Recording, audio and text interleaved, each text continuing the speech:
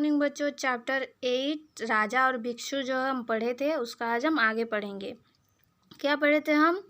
जो राजा थे उनको बहुत प्यास लगी थी तो वो क्या किए, कुएं में कूद गए पानी पीने के लिए। कुएं से बाहर आने के लिए कोई उपाय ना मिला तो वो वहीं पर कैसे बाहर निकले सोच रहे थे। उसी समय क्या हुआ, संयोग की बात है, उसी समय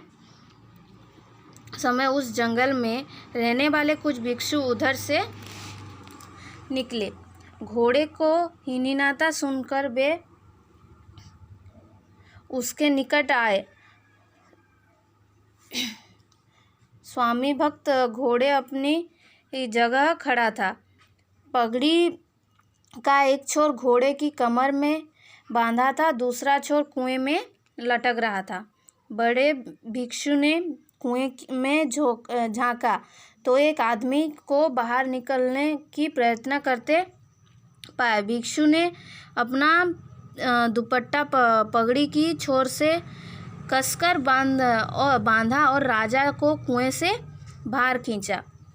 बाहर निकलने कर राजा बहुत प्रसन्न हुआ। अपने प्राण बचाने के लिए भिक्षु को खूब धन्यवाद दिया।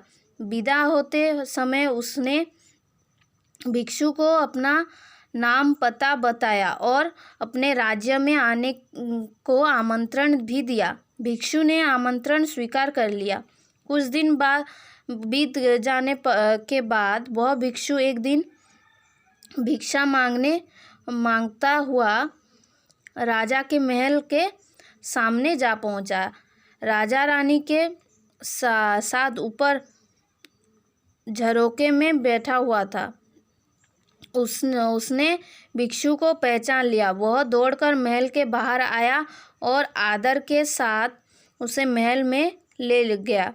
भिक्षु को इतना मान देता देख रानी रूठ गई।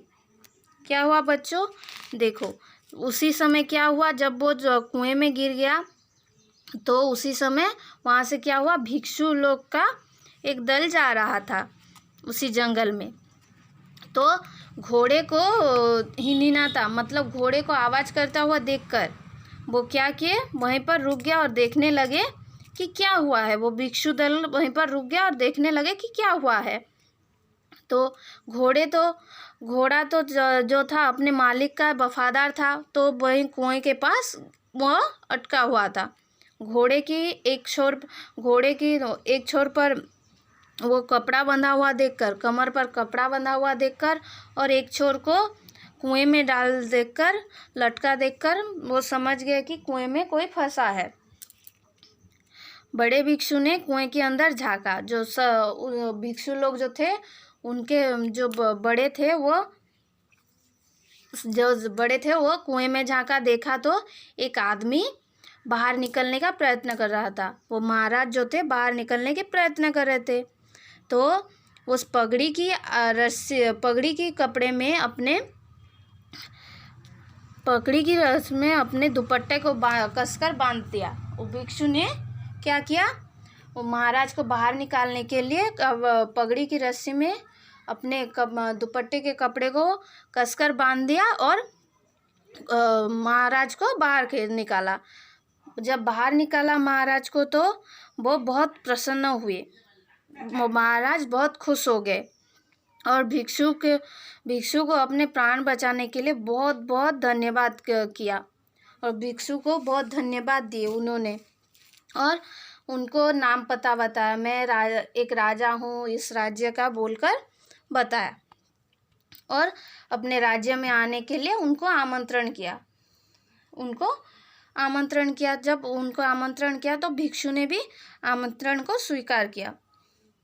कुछ दिन बाद क्या हुआ, वो भिक्षु भिक्षा मांगते हुए उनके ही राज्य में पहुंच गया। वो राजा के राज्य में पहुंच गया। तो वो राजा क्या कर रहा था, रानी के साथ झरोके में बैठा हुआ था।